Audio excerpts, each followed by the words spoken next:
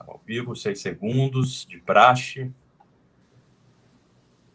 Muito boa noite a todos e todas. É uma honra estar aqui mais uma vez no nosso canal no YouTube. E uma honra especial hoje, aqui estar com essas duas pessoas muito queridas por mim, que é o professor Paulo Gala, da FGV, e o nosso presidente do Diretório Municipal do PDT e presidente da Central dos Sindicatos Brasileiros, a CSB, Antônio Neto. É uma honra muito grande no momento em que o Brasil passa por uma tragédia sem precedentes. Eu acho que eu sou novo ainda, talvez eu não vivi muita história, mas o que nós estamos passando acho que não tem precedente na história do país. Tamanho da gravidade, da população atingida, dos óbitos, da tragédia social, econômica, sanitária. Então, eu já começo essa noite estendendo a nossa solidariedade a todos que estão nos ouvindo, que estão passando por algum momento de dificuldade em virtude da pandemia de coronavírus, né? E também eu quero fazer uma prece antes de nós começarmos. O presidente Antônio Neto, que perdeu sua mãe em decorrência do coronavírus, e hoje é o 7º dia, então a nossa homenagem e força para o nosso presidente Antônio Neto, que está aqui hoje assim mesmo, fazendo essa live conosco. E o tema que nós vamos discutir aqui é um tema muito sério e importantíssimo, indispensável. É a retomada do auxílio emergencial.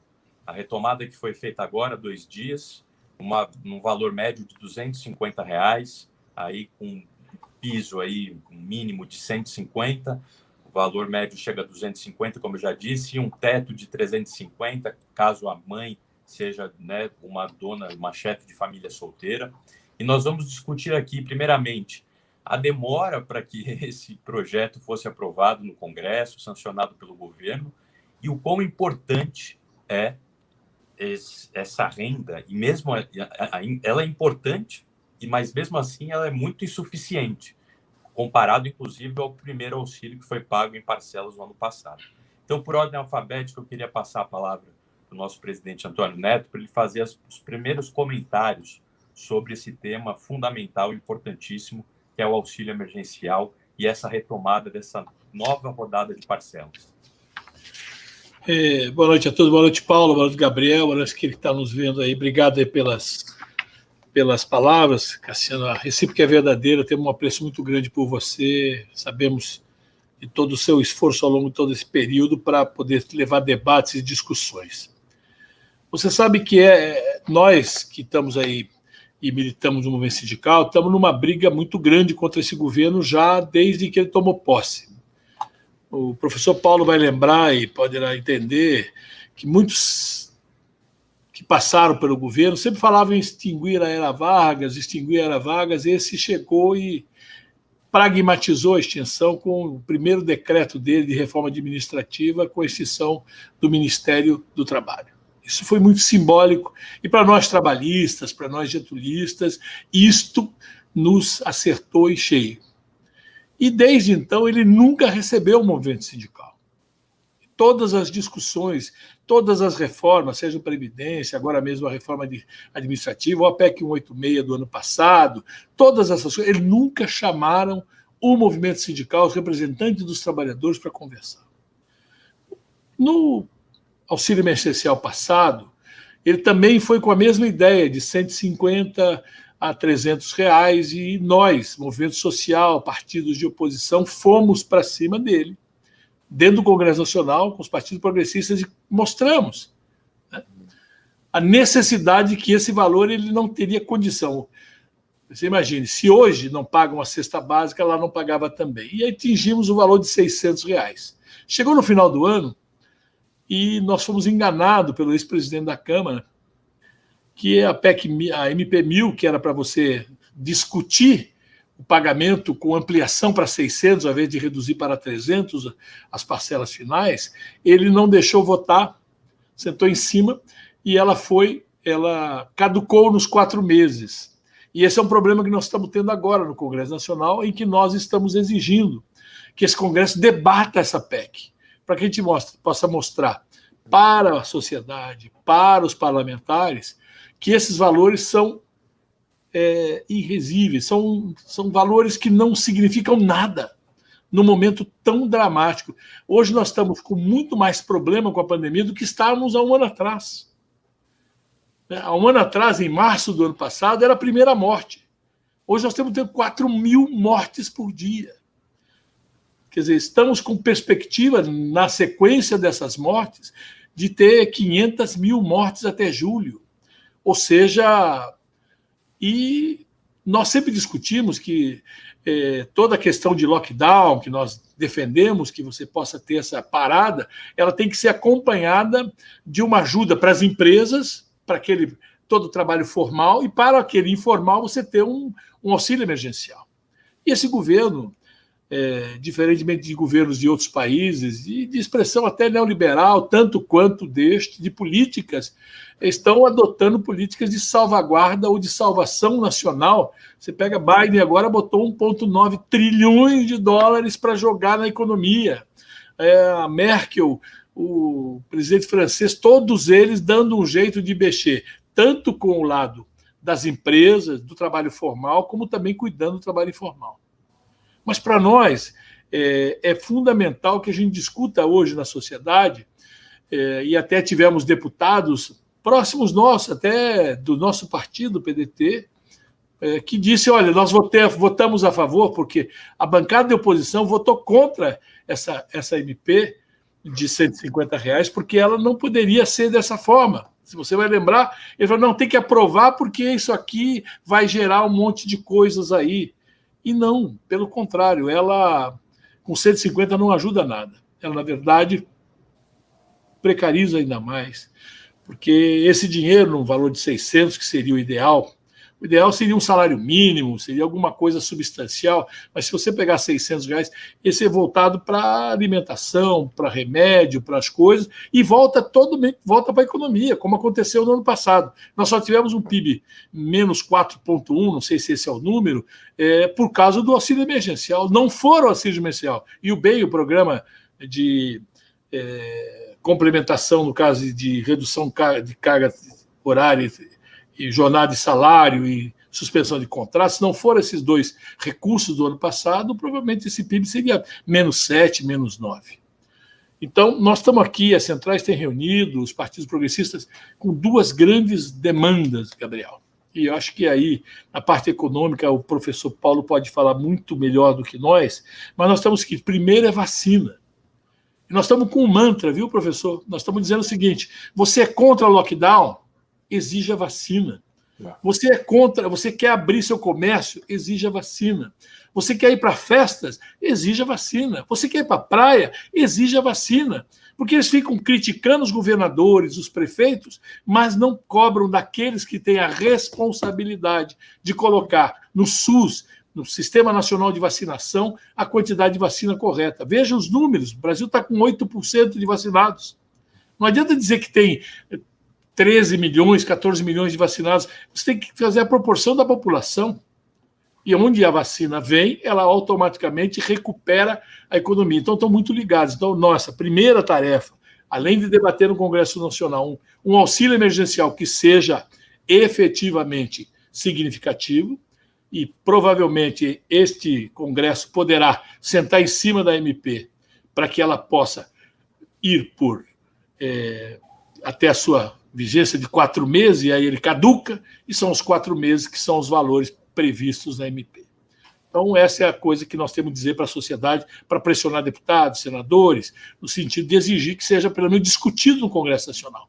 Porque se discutir, provavelmente, a gente vai conseguir fazer com que, efetivamente, nós possamos ter um valor maior. Porque quando lá previram esse valor, acho que foi de 44, 46 bilhões, eles esqueceram de, além de reduzir mais de 20 milhões de pessoas que seriam beneficiadas, você vai ver que também era insuficiente, nós poderíamos ter feito tudo isso. E a segunda é a luta pela vacina. Ontem nós tivemos a aprovação aí do projeto da lei do Titanic, viu, professor? Que vamos fazer fura-fila da vacina. Com a vacina de camarote, né? Isso, e vamos ter botes, como no Titanic, faltou botes, né? Só a elite ficou com os botes, com os coletes salva-vidas, e eles estão querendo furar essa coisa. Então é um problema grave. Isso daqui a pouco a gente vai fazer, Gabriel, e o professor Gonçalo Vecina disse isso. Se esse conceito vale para a vacina, pode valer para a fila do transplante também.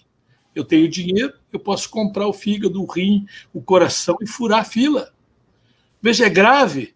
No momento, é o único país do mundo que está se discutindo que a iniciativa privada compre a vacina antes do próprio Sistema Nacional de Vacinação possa fazer. Nós estamos lutando pela quebra das patentes para ajudar o processo mais rápido de fabricação das vacinas, um auxílio emergencial digno, que isso também resolve o problema da própria economia brasileira, e além de você ter esse novo auxílio para as empresas, para garantir que os trabalhadores que são aqueles formalizados estejam protegidos, não só os trabalhadores, como também a empresa, para esse processo tão recessivo e processo tão dificultoso. E a necessidade do lockdown, ou do distanciamento social, ou do isolamento social, como queiram chamá-lo, para que a gente possa atravessar esse momento tão grave que nós estamos atravessando.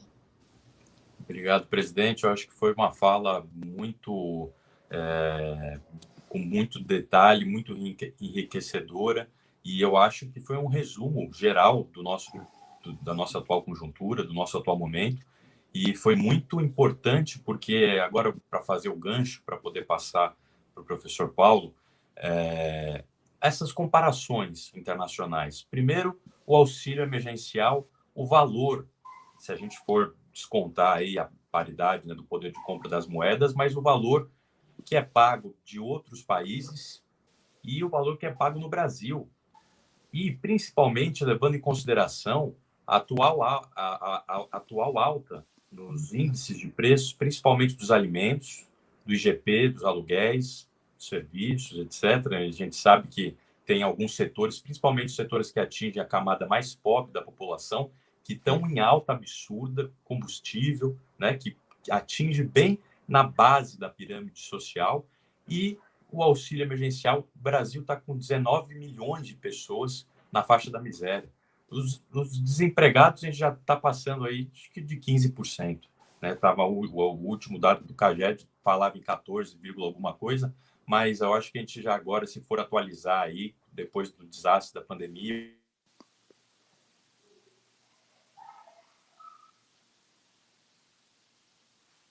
o fechamento, né, dos comércios tive um pequeno corte aqui, mas voltei.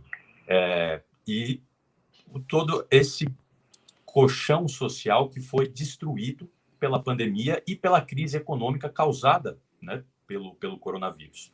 E também do ponto de vista da comparação internacional, e o Paulo anda falando muito disso, o presidente Neto colocou muito bem, são os pacotes dos governos para auxiliar também a população que está em situação carente, que está em situação de vulnerabilidade, de informalidade, e também as empresas. As empresas. Ou seja, o Brasil que já estava virando um fazendão, que a indústria, o Paulo fala isso maravilhosamente no seu livro, que a indústria já estava passando por um processo antes, né, pré-pandêmico, destrutivo. E imagina agora com a pandemia, né, sem demanda agregada, sem nenhum tipo de aglutinação ou esforço no governo central para poder reativar algum setor específico, nós estamos deixando isso tomar uma proporção e virar uma bola de neve sem tamanho e sem mensurabilidade. Então, Paulo, eu passo para você fazer, e aí de forma brilhante, como você faz, essa síntese econômica, ligando o auxílio emergencial e essa comparação internacional. Porque só o Brasil que nós temos. Bom, boa noite a todos, prazer estar aqui para conversar com o Gabriel Cassiano, o presidente Antônio Neto, todos que nos ouvem. Primeiro, registrar que o que está acontecendo no Brasil é fundamentalmente culpa do governo, né? Não era para a gente estar nessa situação.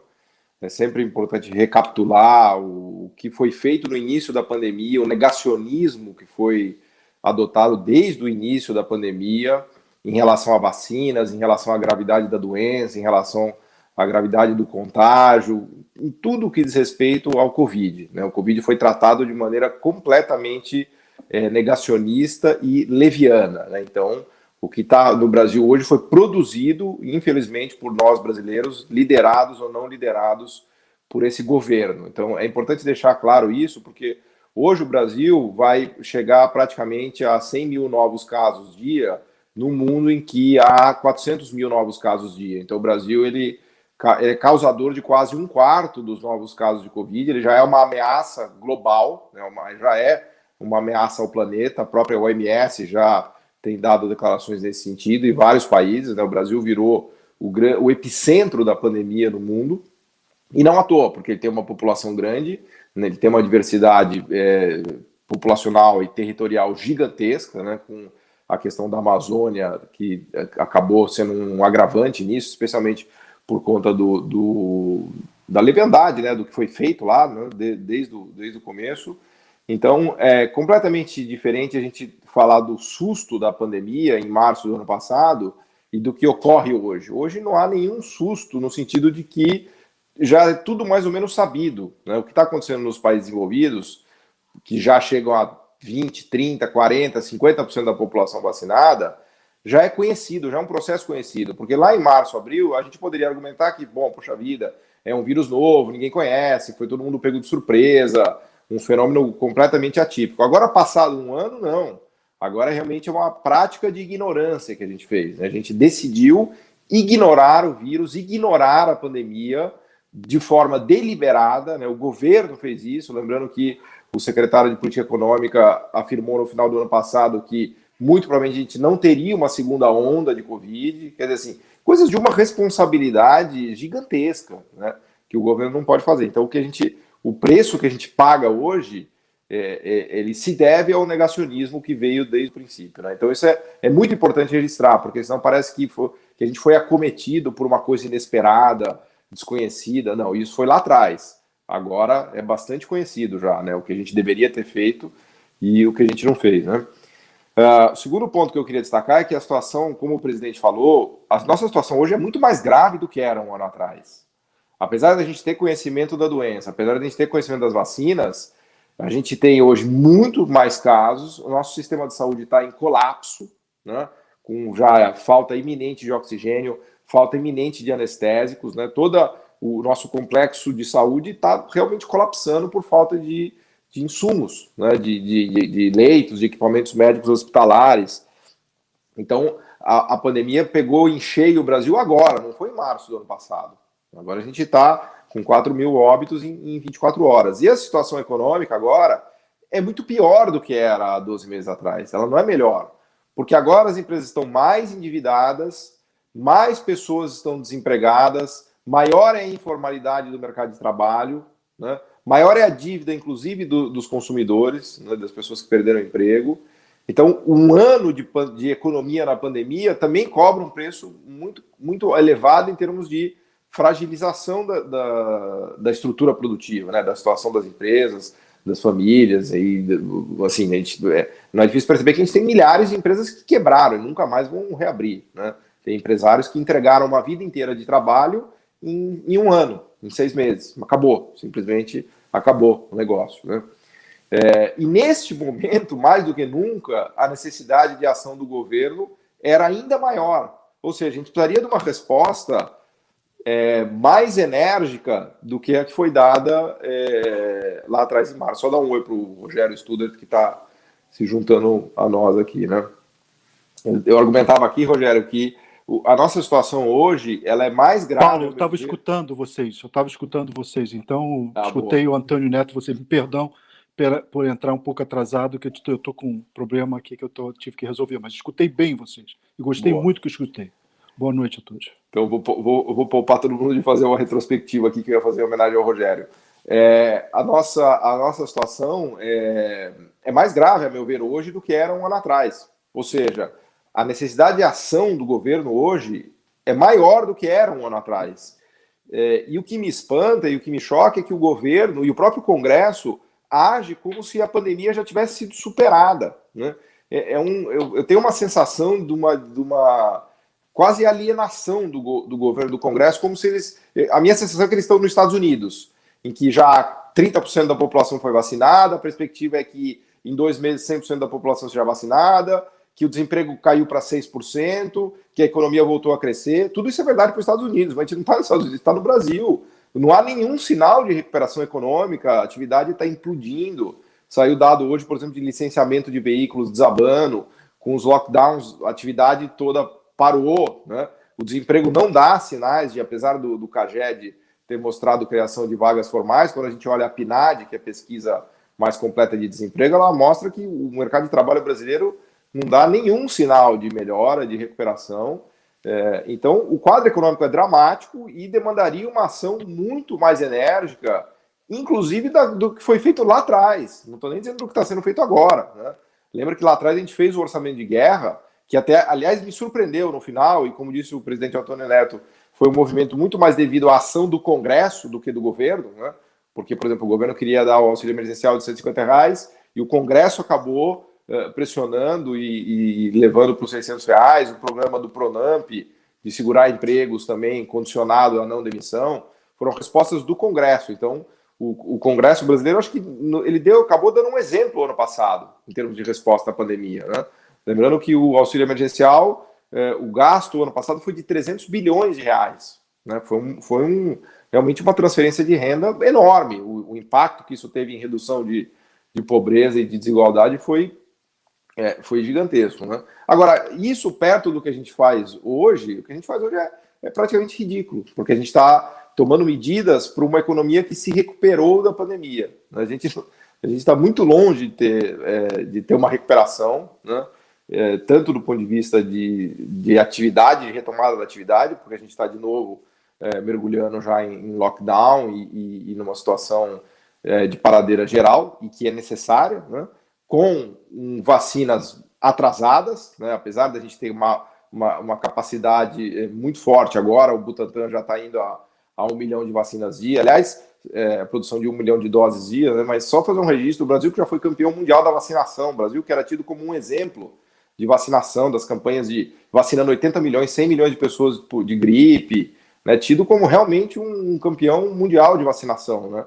Agora a gente está patinando também por conta de negacionismo, né? Por conta de lentidão da ação do governo. Então, me preocupa demais. A gente tá dando respostas realmente para um vírusinho da gripe, né? E não para esse colapso que a gente está vivendo, tanto econômico quanto social, né? E só antes de devolver a palavra para vocês, registrar que o problema que a gente já tem gravíssimo de desigualdade fica ainda mais intenso na pandemia, né? Porque a gente sabe que, como diz um amigo meu, quem faz home office, para quem tem home office, praticamente não existe pandemia, né? Porque no home office você está lá, trabalhando remotamente, fazendo suas reuniões no Google Meet, no Zoom, ou até mesmo no meu caso, que sou privilegiado, eu dou aula na GV, eu estou dando aula no Zoom, quer dizer, né? Continua, a vida está igual, né? Agora, quem depende da interação direta, né, que são os serviços não sofisticados, chamados serviços tradicionais, que são, em geral, os de menor remuneração, de mais informalidade, de menor proteção do trabalho, né? As pessoas que estão nessa situação realmente estão numa situação gravíssima, porque, primeiro, que a exposição delas ao vírus é total, né, porque o vírus depende de interação social. E a grande maioria dos empregos de interação social são os empregos mais frágeis, né? São os empregos frágeis tanto no sentido de contágio, quanto no sentido da sofisticação produtiva do emprego, de qualificação e da maneira que você exerce o emprego, né? Parem para pensar um pouquinho, né? Se vocês imaginarem quem faz o home office e quem não faz home office, é bastante claro entender que o não home office são empregos, em geral, de baixa qualificação, baixa remuneração, informalidade e que demandam contato social. Pode dar exemplo de, sei lá, garçom, atendente, motoboy, cabeleireiro, lojista, enfim, obviamente nada contra essas pessoas, aliás, pelo contrário, elas que precisam mais desse auxílio agora no momento, porque o lockdown e o distanciamento social, ele não é linear e homogêneo, ele pega em cheio alguns setores e ele é totalmente neutro em relação a outros setores, né? Tem setores que até se expandiram na pandemia. Você pegar, sei lá, varejo eletrônico, tudo que diz respeito à interação remota, apresentou expansão econômica, inclusive, né? Então, é uma situação realmente dramática, em que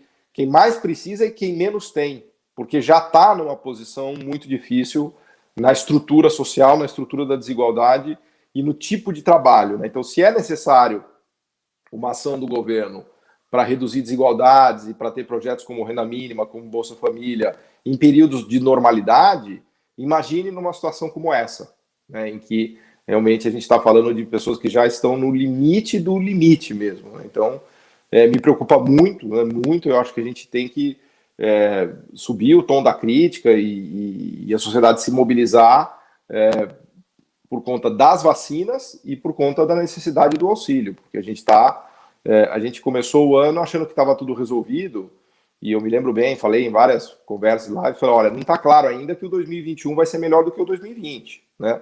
Eu fiquei com uma sensação ali que estava todo mundo aliviado, e claro, deu algum certo alívio por conta da vacina, mas não está claro, né?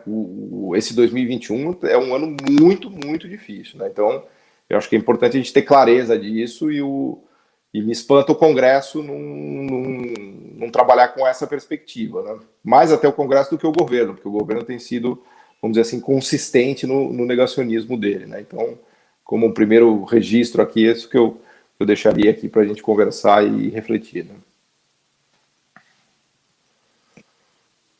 Tá no famoso mudo. Agora foi, apareceu. Não. Gabriel, sem som. Mas eu acho que é melhor. Você pode talvez entrar e sair, porque pode ser que tenha dado alguma. Agora o Rogério está no mudo.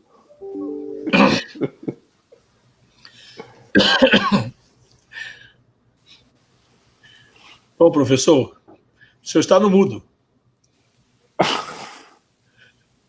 Agora o Rogério está no mudo ali, ó. Estou vendo que o seu microfoninho está no mudo aqui, Rogério. Pronto. Agora ficamos nós dois só. Agora pelo menos a gente pode falar e se ouvir, porque pelo menos o nosso microfone está. Eu ia até te provocar, porque nós tivemos uma informação essa semana que 50% da população está sem garantia de ter comida na mesa, 116 milhões de pessoas, né? E ao mesmo tempo, por outro lado, o Brasil ganha 11 novos bilionários na lista Forbes. É uma coisa que nós precisamos ter uma atenção para essas questões, de ver que a desigualdade, seja na pandemia ou seja fora da pandemia, sempre a elite ganha. Sempre a elite ganha. Professor Rogério Studart, então, primeiro, boa noite. Eu peço perdão pelo atraso. Presidente Antônio Neto, primeiramente, meus pêsames. Né? Não sei se vocês estão me escutando, né? Sim, agora estamos ouvindo. E eu estou aqui nos Estados Unidos, meu coração tá com vocês todos aí, né? A minha mãe também está isolada, né? E eu pretendo até ir ao Brasil. Agora que eu fui vacinado, espero que eu possa ir brevemente vê-la, né? Mas já tive familiares todos passando por esse sofrimento e no momento até minha sogra está no hospital. Então é um momento que me emociona muito, presidente, que você esteja aí nesse momento, né, e que demonstra a gravidade, né, e a desumanidade, a brutalidade da doença e a desumanidade em que ela está sendo tratada no Brasil. Aqui nos Estados Unidos, ao contrário do que o Paulo disse, quer dizer, a situação é um pouco de alívio, né, pelo próprio processo, as próprias medidas que foram tomadas, especialmente nesse governo, né, a seriedade com que você está sendo encarado o problema. Mas mesmo aqui nós estamos tendo um pequeno problema uma retomada de uma quarta onda dessa pandemia. Então a pandemia tem que ser tratada não só como um tema que vai desaparecer aqui ou em qualquer outro lugar, mas tem que ser tratada como uma crise humanitária global, especialmente em países de enorme vulnerabilidade. Como o presidente Antônio Neto falou, o Brasil não é um país pobre, o Brasil é um país, eu sempre lembro, começo sempre lembrando, o Brasil está entre as 10 maiores economias do mundo. É um país em que você é um país riquíssimo, né, com muito, muito pobre. Por exemplo, hoje estava vendo um dado em que 5 pessoas no país detêm o equivalente à riqueza de 100 milhões de pessoas. Então, esse é o quadro que a gente precisa começar a conversar sobre isso, né? Não é um quadro do momento, é um quadro que se agravou especialmente nos últimos anos, né? Por uma visão, eu reputo uma visão tacanha, né, do que é a economia, do que é macroeconomia, do que é fazer política econômica no país, né? Eu quero me ater, porque eu vou falar, o Paulo, o presidente Antônio Neto já fez uma exposição do tema político de uma maneira brilhante, né? O tema humano de uma maneira brilhante. O Paulo falou muito sobre o tema da economia de uma forma também brilhante. Eu gostaria de pegar para entender a crueldade do momento que a gente está falando. Eu vou falar um pouco de economia, mas utilizar eu vou tentar transmitir de uma forma que seja perceptível a qualquer pessoa que esteja escutando, né? Existe entre nós economistas uma parcela dos economistas que tem uma visão, que tem um apelo muito grande à população, que é o seguinte: é uma visão que vem prevalecendo. O Brasil quebrou, né? Se você está com uma situação difícil em casa, você quebrou, né? Você segura todas as pontas, né, para pagar as suas dívidas, etc, etc, etc. É o que eu chamo de macroeconomia do lar, né? A gente já podia ficar um pouco suspeito, assim, bem, o Brasil tem uma dívida de 70% do PIB, mas como é possível se tem outros países? O Japão está com 200% do PIB, os Estados Unidos está mais de 100% do PIB, mas o Brasil é tão diferente assim que o Brasil, de repente, quebrou, está com uma dívida de 70%, quebrou, o governo não pode fazer mais nada, né? E isso tem um apelo popular muito grande, porque a população que é trabalhadora, efetivamente, né, que tem que viver com o seu dia a dia das contas, sabe muito bem que quando não tem dinheiro, não tem dinheiro, né? E se você for pegar empréstimo, você tem que pegar para uma situação muito emergencial, porque você vai pagar empréstimo usurário no Brasil, né, daqui a algum tempo. Então a pessoa já fica apavorada. Pô, tem que pedir empréstimo, então vai ser uma emergência da emergência. Vamos dizer que essa teoria valesse, e não vale, eu já esclareço, eu tenho quase 60 anos de idade, 35 anos de economista, digo para qualquer pessoa que está escutando que isso é uma falácia que tem um objetivo. Eu vou falar sobre isso agora, se você me permite. Gabriel, quanto tempo eu tenho de fala? Eu já estou nos meus 4 minutos. 10 minutos. 10 minutos, não, então eu vou chegar lá. Muito mais. Fala quando você quiser, Rogério. Vou falar. É que foi a média apoiado. Fala o que quiser.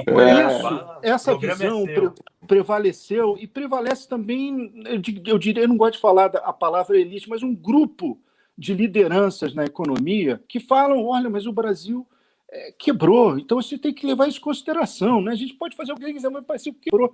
E você fica olhando, esse discurso já vem há algum tempo, e é o discurso de vamos apertar o cinto, né? Geralmente é o cinto do pobre, né?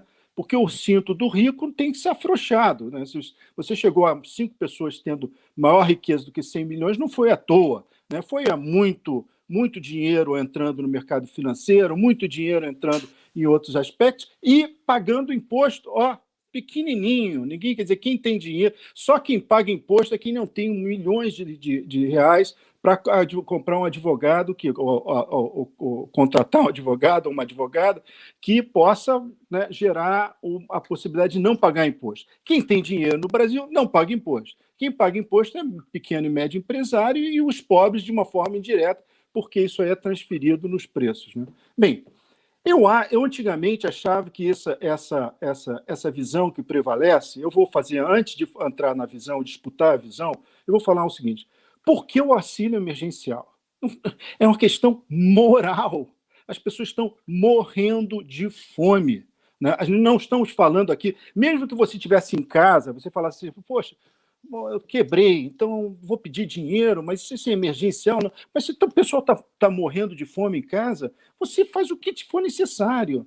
E muitas vezes você faz o que não deveria ser civilizado, né? Uma parte dos pequenos furtos, né, desde a época, desde dos livros clássicos, está associada a desespero de uma mãe ou de um pai que não tem como trazer para os seus filhos o mínimo necessário para a subsistência. Bem, então, auxílio emergencial é moral, a sociedade tem uma obrigação, nesse momento, de oferecer. Mais do que um auxílio emergencial, não vamos falar de número, a gente fala em 600, porque 600 é mais ou menos a cesta básica.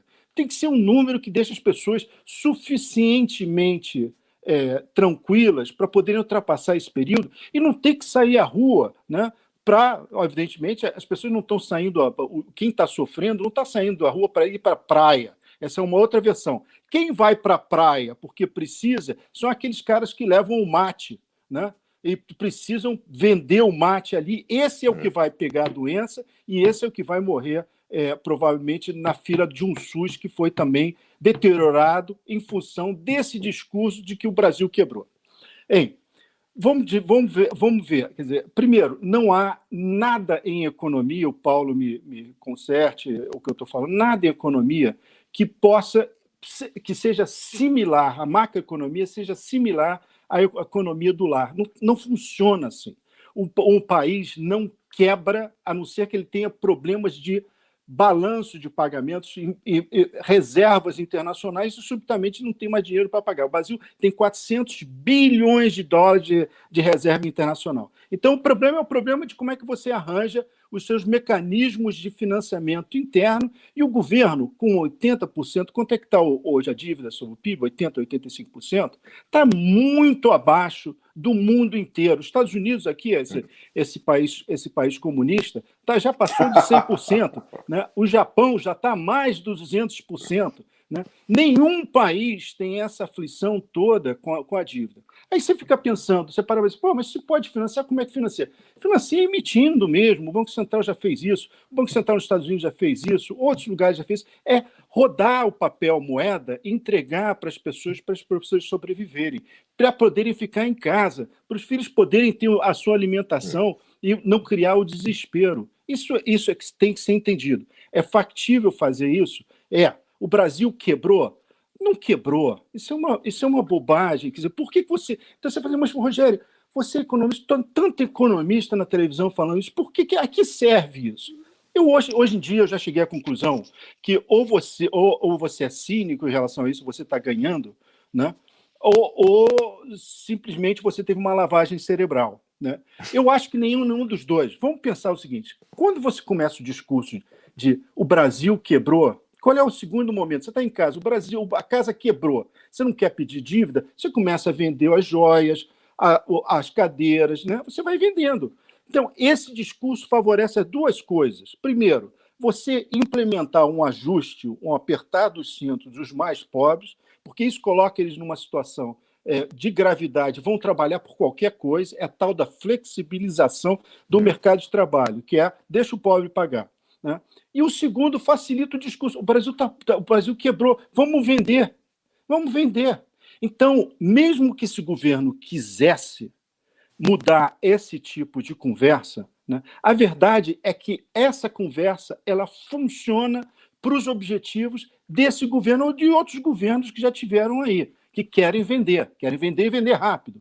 Vender e vender rápido não significa, vou me desfazer aqui, vou entrar ali numa lojinha e entregar. Tem uma cadeia de produção. Aqueles 5 que detêm 100 milhões estão nessa cadeia. Né? Entendeu? Então, esses caras são os que financiam, né, toda uma mídia. Você coloca essa ideia que vende à população essa ideia. Por exemplo, eu estou convencido também, eu vou terminar aqui, me dá só mais um minuto, eu estou no estado de revolta com essa situação. Fica à vontade, a ideia é falar quando você quiser, Rogério. E tanta revolta com os economistas, especialmente esses que vendem essas ideias. Eu estou no mesmo estado de espírito que você, viu? Então, quanto mais você falar mal deles, mais eu vou bater palma aqui, que eu quero fazer o mesmo. Outro dia, Paulo, eu vi uma carta ao povo brasileiro. A carta dos arrependidos. É a carta dos arrependidos. Que eu até vi, olhei e falei assim, realmente, não, está falando aqui, está sendo um pouco crítico.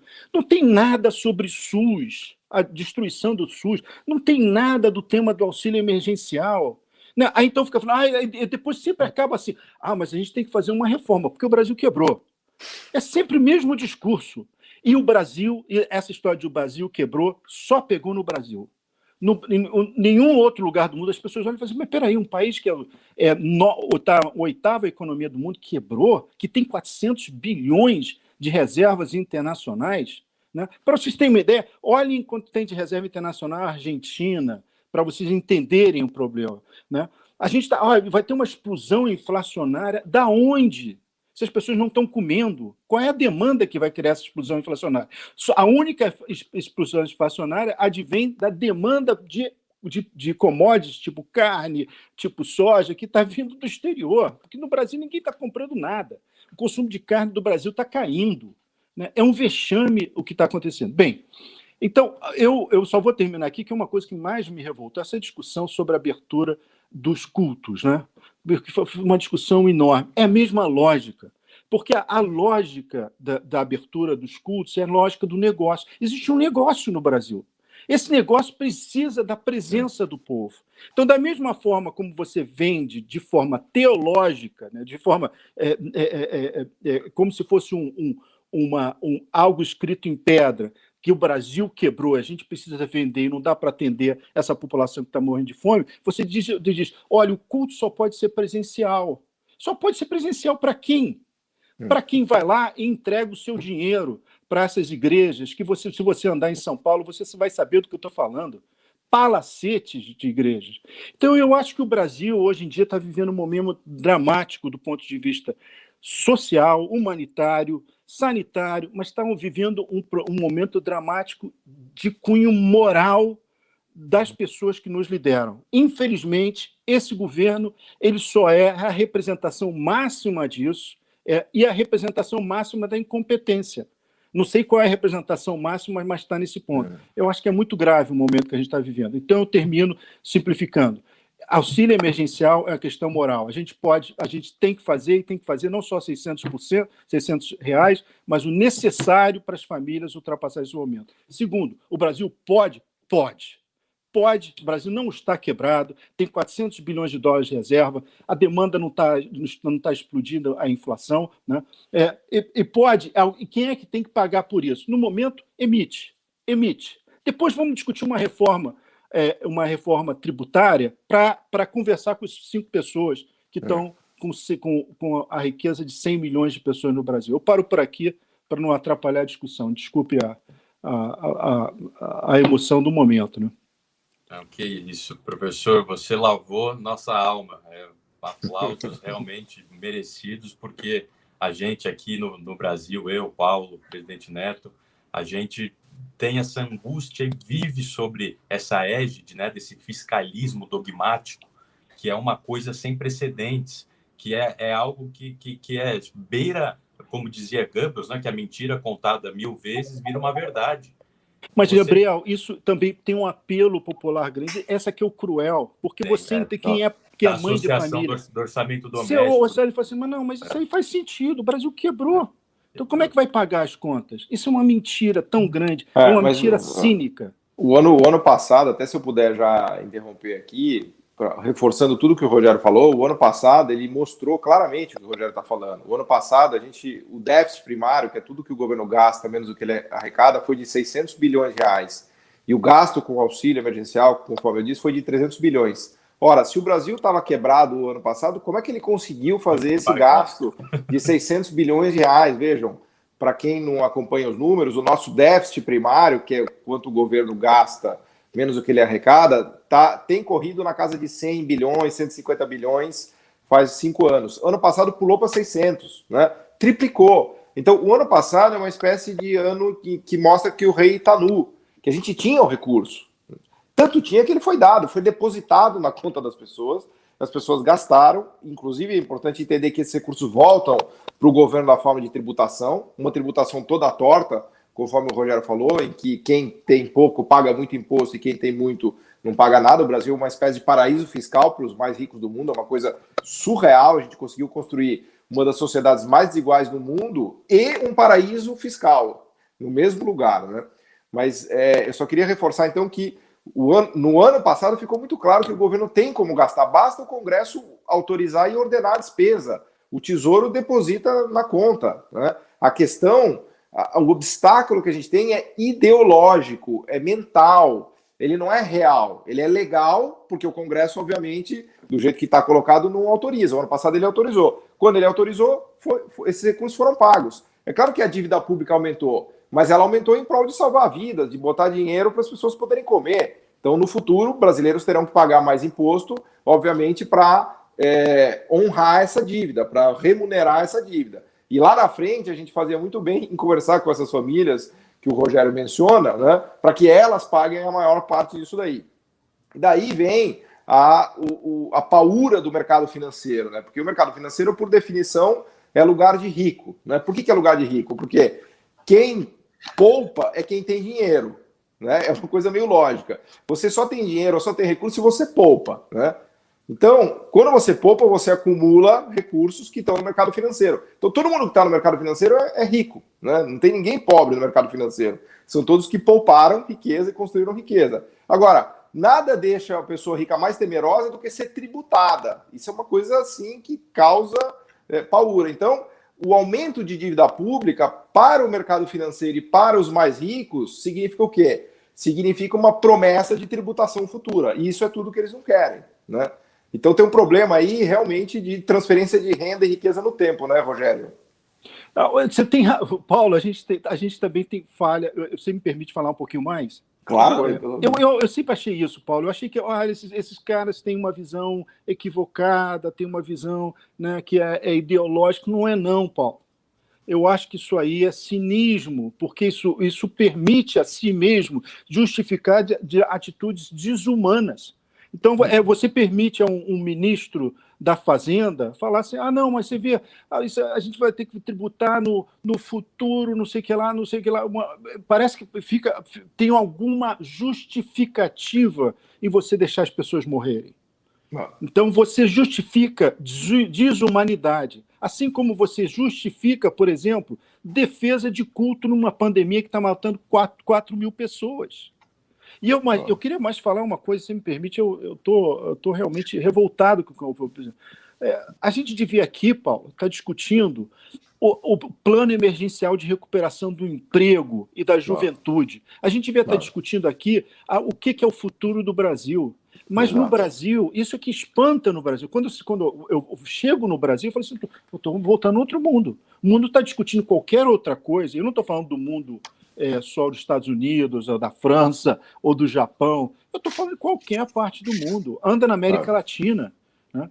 Então, eu acho que eu sempre achei que era um equívoco ideológico, que os economistas, né, que defendiam isso, acreditavam nisso. Eu já acho que é cinismo. Só pode ser cinismo, porque você se sente bem, né? É como se você virasse para o seu... Imagina você em casa, seu filho está passando fome, né, e você se recusa a pegar dívida ou fazer qualquer outra coisa, você vira para ele assim, você está entendendo, papai, né? Porque o seu futuro depende disso. O garoto ou a garota está morrendo de fome na sua frente, você vai assim, mas olha, no seu futuro, você não vai ter dívida. Não, se o seu filho está passando fome, você tem que atender ali, agora. Né? Pega a dívida, vende o que você tiver na frente. Isso é uma família. Um governo que pode, pega o seu Banco Central, né, e emite dinheiro e paga para as pessoas sobreviverem. Eu acho que é cinismo, Paulo. Eu acho que é cinismo, eu vou terminar aqui, desculpe. É cinismo, porque isso permite para a elite também, eu não gosto de falar a palavra elite, porque tem muita gente na elite social e econômica que tem boa vontade, isso é verdade. Né? Mas isso permite a muita gente falar assim, eu não posso fazer nada, enquanto não tiver reforma e não vender a Eletrobras, a gente não vai resolver o problema. Aí você vai para casa, pega um uísque, fica assistindo o Jornal Nacional, super chateado com as mortes que você vê na televisão. É cinismo, né? Tem que se colocar na mesa isso.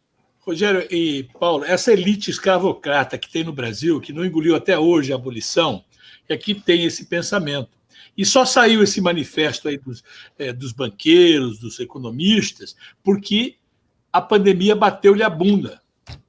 Você entendeu? A água bateu-lhe a bunda. Não adianta agora você ter recursos para poder ir para o Einstein. O Einstein também não tem lugar para você. E não pode pegar um avião e ir para outro país se cuidar, porque os países não estão aceitando pessoas saindo do Brasil. Veja que a coisa então, chegou neles. E você tem razão. Quando eu vejo a disfarçatez desse governo que fica remunerando sobra de caixa de banco, veja, olha que coisa louca. Sobra de caixa de banco, que é dinheiro do próprio cliente do banco, é dinheiro do povo em geral, das empresas em geral. Aí o governo vai lá e remunera isso. Para isso tem dinheiro.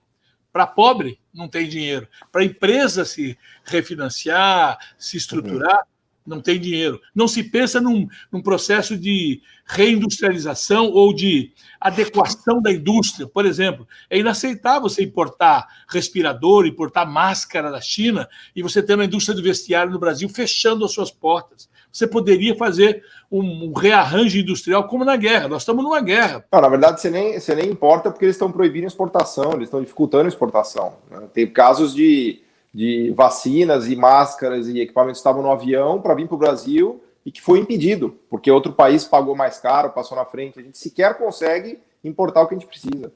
Com 400 bilhões de dólares em reserva. Eu quero repetir, 400 bilhões de reserva.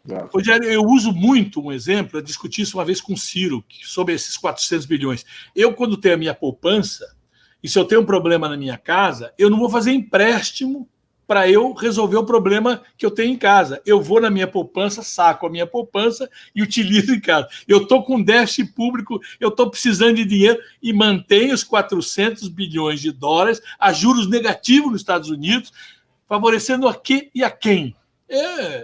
Eu acho que nós estamos num momento realmente de indignação total. Esse genocida, pode ficar zangado, chamar de genocida, processar, porque é um genocida. E que hoje deu uma declaração idiota, que comparou o vírus e a pandemia como se fosse a coisa da AIDS. Veja, é um maluco e continua ressaltando do tratamento precoce e continua não acreditando na necessidade de lockdown. O novo ministro da Saúde vem e diz, a ordem, lockdown não, é ordem. Então, peraí.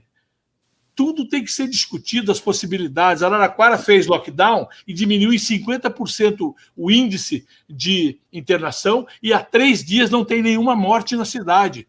Ou seja, será que a experiência internacional, será que todos não abrem os olhos? E esse Congresso Nacional diz o seguinte, eu não posso discutir uma CPI da pandemia porque eu estou todo mundo online. Mas eu posso fazer a tal da reforma administrativa que destrói o Estado e ferra ainda mais todas as coisas. Eu posso aprovar esses R$150 sem discutir com ninguém ou sentar em cima dele e que até que ele vá terminar o prazo legal de 120 dias e que ele pague os 150 e aí está tudo bem, aplacou a consciência desses líderes que estão no Congresso Nacional. Você tem razão, Rogério, está na hora da nossa indignação e mostrar para o povo, para quem nos assiste, olha, nós temos um culpado, porque solução tem. Solução tem. Você já deu uma delas, e que o Marconi está falando há algum tempo, emite moeda, põe dinheiro na mão do povo. O americano faz isso. O dólar hoje não tem nem paridade. Antigamente tinha até paridade do ouro, não tinha? Para emitir o dólar, tinha o ouro lá no Parque Norte, não tinha? Desde 80 e quanto que lá, desde Reagan, quando quebrou o Tratado de Bretton Woods, não foi lá que parou de ter paridade dólar-ouro?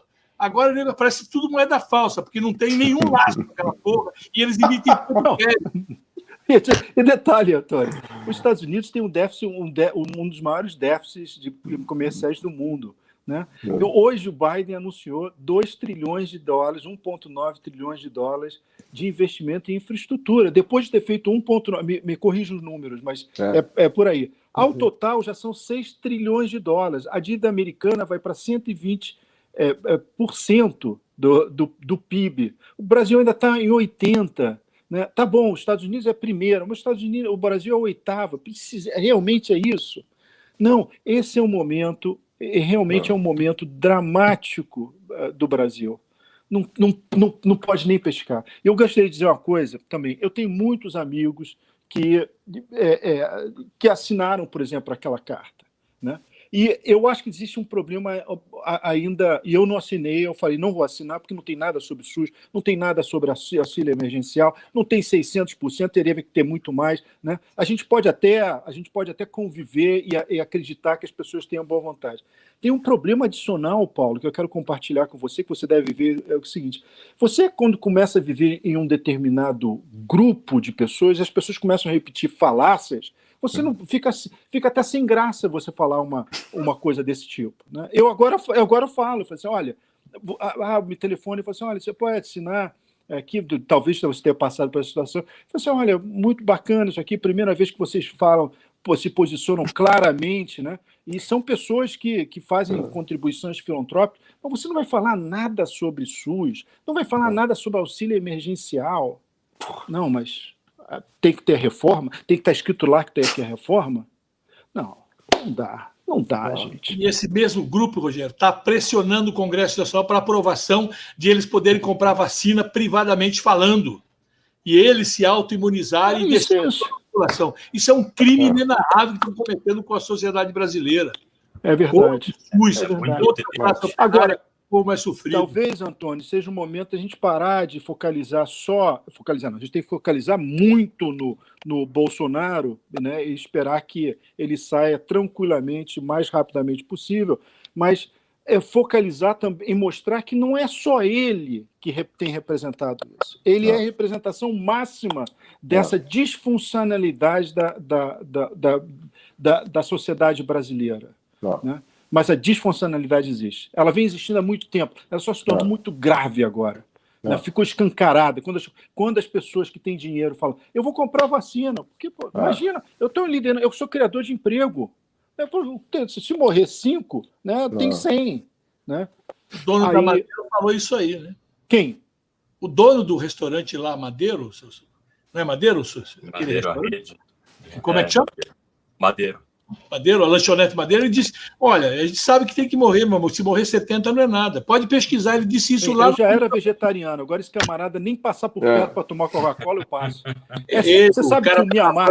São caras que estão aí e sustentam esse governo e toda essa elite. Antônio, você sabe que no Mianmar, né, teve um golpe de Estado agora. A população, uma parte significativa, parou de ir trabalhar nas repartições públicas. Brasília, se não fosse Brasília, né, os funcionários públicos deviam simplesmente parar. Não vai mais. É desobediência civil. Nesse momento, frente a um genocídio que está acontecendo no Brasil, eu realmente proponho duas coisas. Primeiro, falar para essas pessoas, algumas das quais eu tenho respeito, falar assim, olha, isso você já passou do limite, agora virou cinismo, as pessoas estão morrendo. E o segundo, chamar de desobediência civil. Parem de trabalhar. Não o camarada que está levando o mate. Né? Esse tem que ser subsidiado. Né? A pessoa que está tomando mate lá na praia. Aquele deveria ter consciência e falar, eu não vou trabalhar e vou dar o dinheiro para esse camarada para ele poder sobreviver. Né? Notem no caderno de vocês, mais alguns dias, essa pandemia terá matado no Brasil mais que Hiroshima e Nagasaki. Vai passar. É inaceitável. Diariamente são quase 2 atentados às Torres Gêmeas, né, no Brasil, só de números totais de óbitos, né? Sem falar casos, pessoas novas internadas, a quantidade de pessoas que estão internadas em leitos de UTI hoje no Brasil inteiro é um momento dramático. E eu queria só reforçar, né, que eu acho que o professor Paulo e o professor Rogério colocaram uma questão muito interessante do ponto de vista econômico, que no ano passado, né, quando foi pago o auxílio emergencial e principalmente também quando nós tivemos esse déficit, né, público maior, etc., registrar que nós tínhamos uma taxa de juros a 2%. Então, para essas pessoas, uma coisa é tomar juros a 2%. Você rolar sua taxa de juros a 2%. Outra coisa é rolar com a taxa de juros a 20%, a 15%.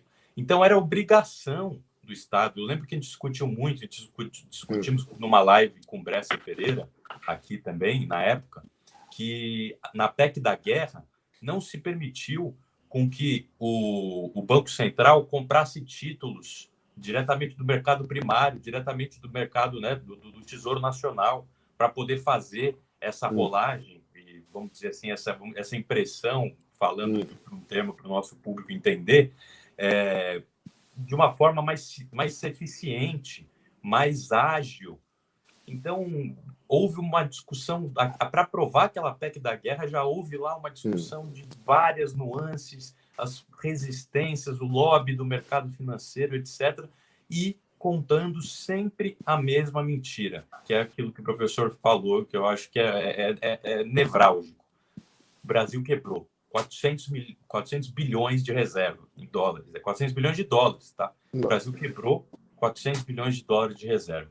Então, essa manipulação da narrativa, que em grande parte da imprensa, esse setor oligopolizado do nosso mercado financeiro e também algumas pessoas que lucram com isso, ela é tão grande que contaminou a população, porque, como o professor disse, ela tem muita proximidade, ela é intuitiva, mas ela é muito diferente da realidade.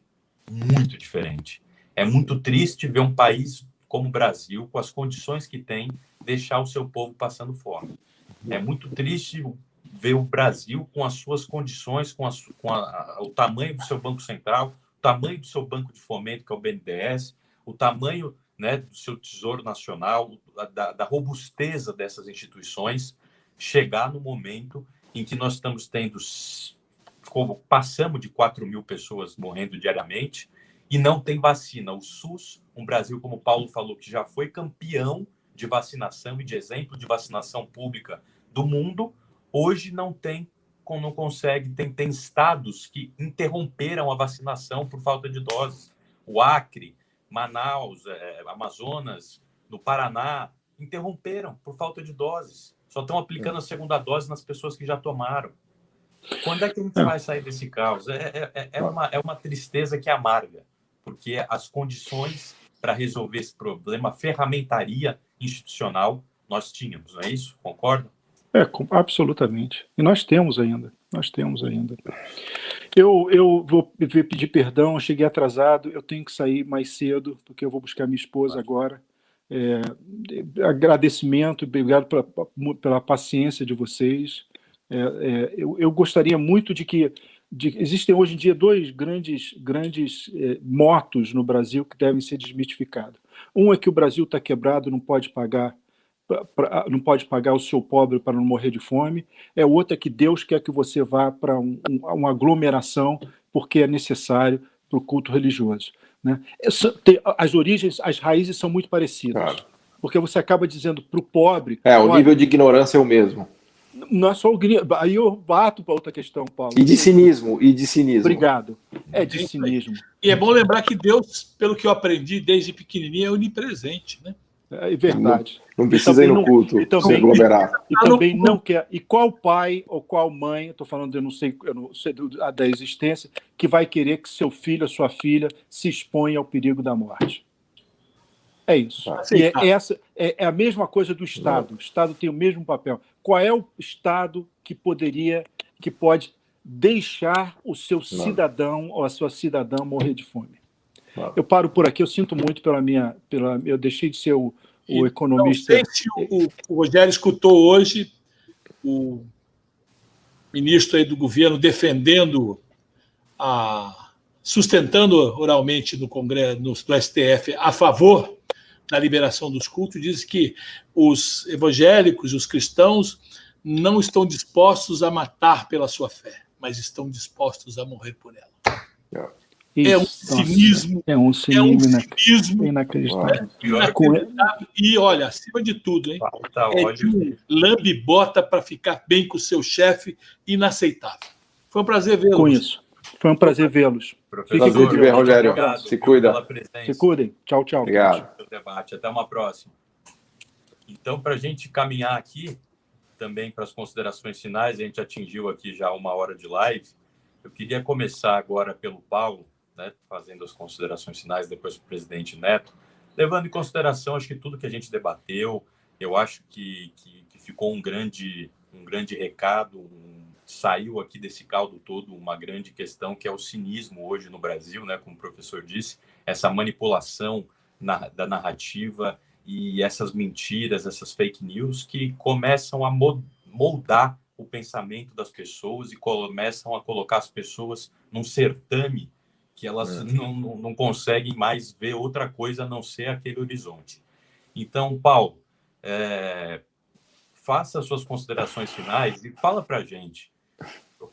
Olha, rolar, imprimir dinheiro, a gente já sabe que o mundo faz, o pessoal até zoa nos YouTube Nomics, né, como você coloca, né, mas é uma realidade do mundo inteiro. Eu acho que não tem outro modo melhor e mais fácil de dizer imprimir dinheiro. Com juros a 2%, a mínima histórica da Selic, com 400 bilhões de reserva, né, como a gente estava apontando, era tão difícil assim a gente, né? E aquilo que você falou, por que Por que o Brasil, se estava quebrado, conseguiu pagar 300 bi, se teve um déficit de 700, quase 700, né, bi? Como que conseguiu pagar? Explica aí e se despede para o nosso pessoal.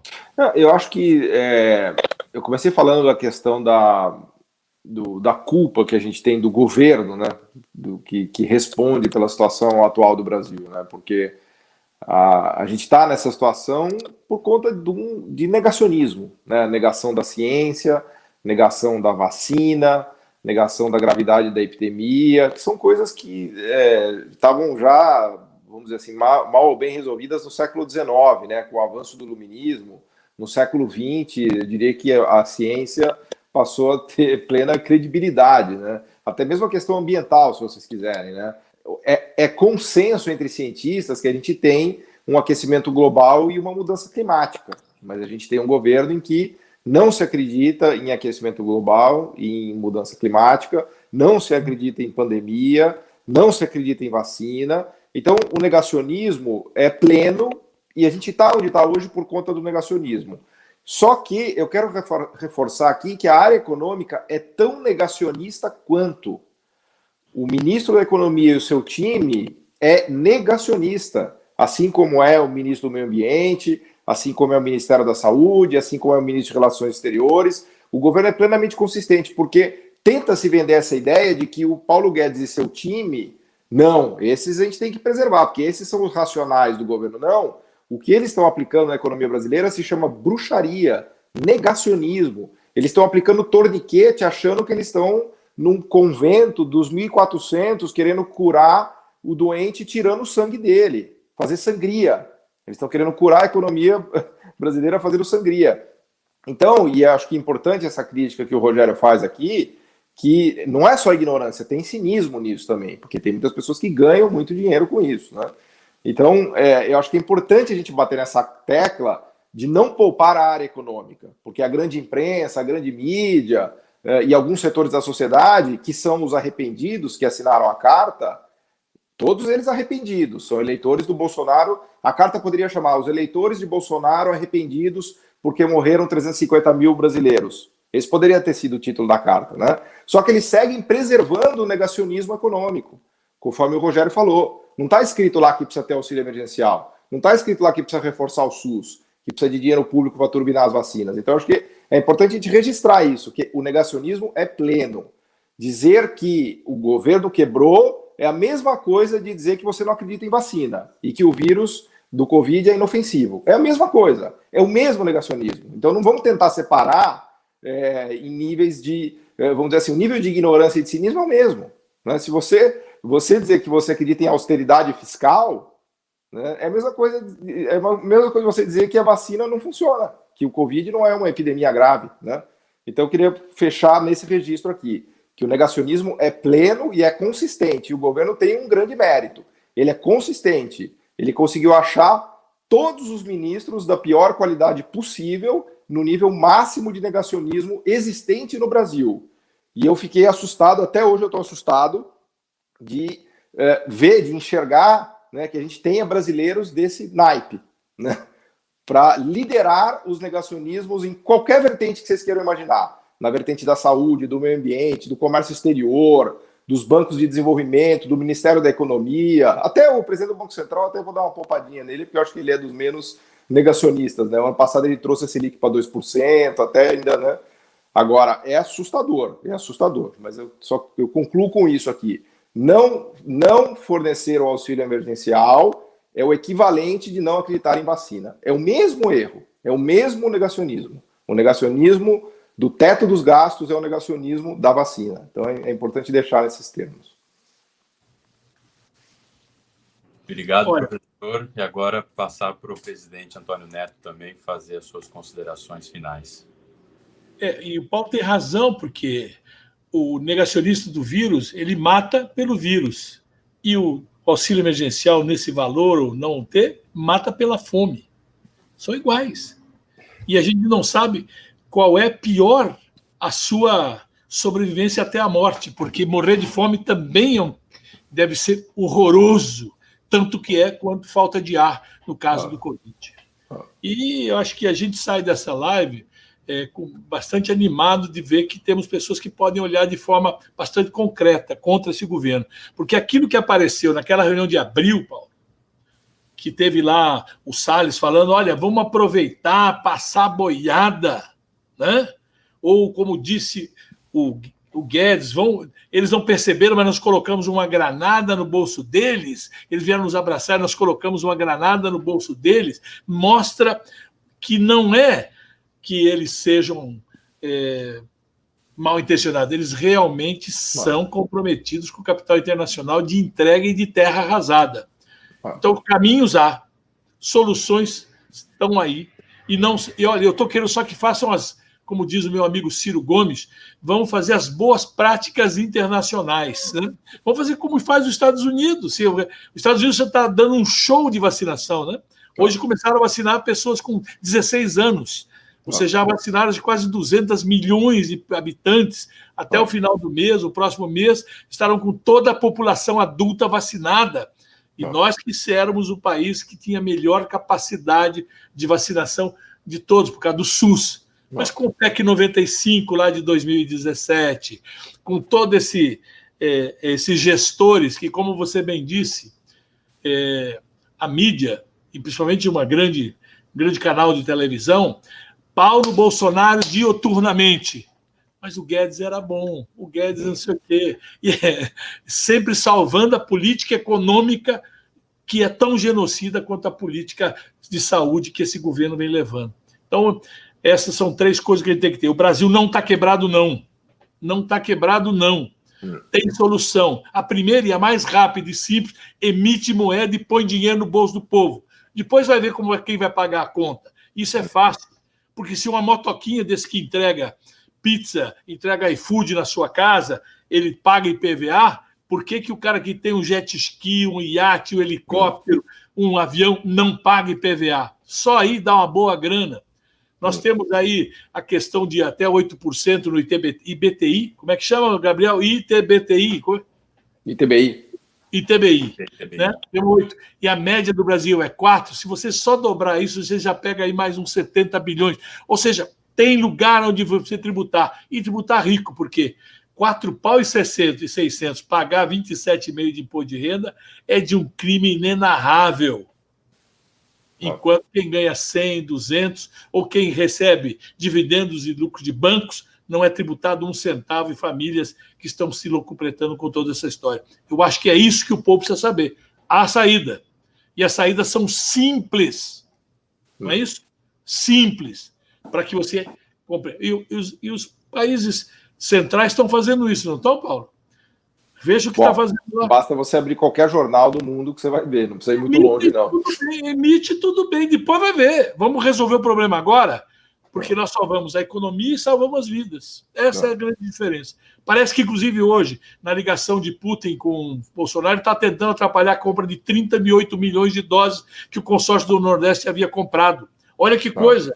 Veja, não é nem para ajudar, é sempre para atrapalhar. Esse negacionismo, olha, está chegando no limite. Esse cara não pode mais continuar.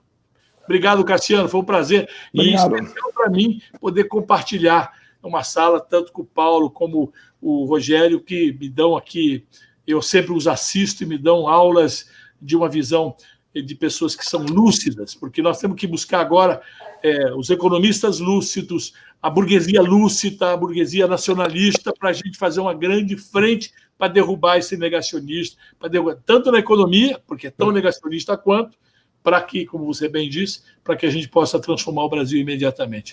Uma boa noite para você, Cassiano, para Paulo.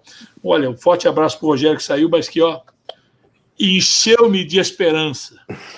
Certeza. Obrigado, presidente Neto. Obrigado, Paulo. Obrigado, gente. A todos que nos assistiram. E só dizendo que o pessoal, a gente costuma fazer uma brincadeira com séries, né? Na última, o Paulo e o Eduardo Moreira, a gente falou da série Billions. A gente fala agora da série que foi, né, muito, né, que é House of Cards, que foi muito celebrada e premiada, etc. E que esse pessoal, eles só gostam de assistir, né? Ficam falando, o Brasil é mais complexo que House of Cards, etc. Mas lá no House of Cards tinha lá o Frank Underwood visitando o túmulo do Franklin Delano Roosevelt e fazendo e criando o programa lá no meio a uma crise chamado American Works. Então, para quem gosta de série, vai entender o recado. Então, um abraço, foi um excelente debate. Boa noite a todos. Obrigado, gente. Ficamos na luta. Obrigado. Tuas ordens. Tchau. Forte abraço. Obrigado, presidente. Abraço. Tchau, querido. Fica com Deus.